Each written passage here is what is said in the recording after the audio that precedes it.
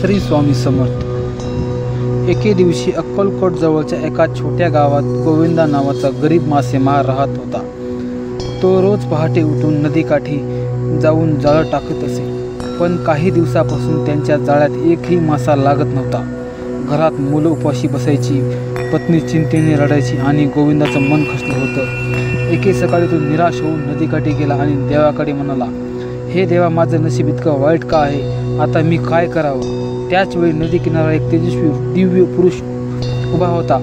श्री स्वामी समर्थ। गोविंदाने त्यांना पाहताच नमस्कार केला। स्वामींनी स्मित हास्य करून म्हणाले, अरे गोविंदा, इतका खिन्न का झालास रे? जाळा टाकतोस पण श्रद्धा नाही। श्रद्धा नसेल तर मासा जाळ्यात येईल कसा? गोविंदाने नम्रपणे म्हणाला, स्वामी, मी रोज प्रयत्न करतो पण फळ मिळत नाही। स्वामी म्हणाले, आज नदीत जा, पण आधी माझं नाव घेशील आणि मन शांत ठेव, निसर्गावर विश्वास ठेव। गोविंदाने स्वामीच्या सांगण्याप्रमाणे जाळा टाकला। काही वेळातच जाळं इतकं भरलं की ओढताना गोविंदाला घाम फुटला। त्यात मोठे मोठे मासे होते।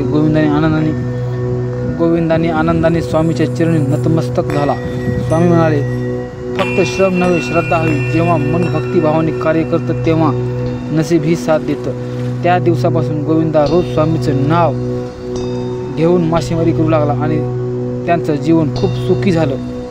या कथेचा बोध, कष्टाला श्रद्धेची साथ मिळाली की आयुष्याचं जाळ ही सुवर्ण मिनांनी भरतं। श्री स्वामी समर्थ।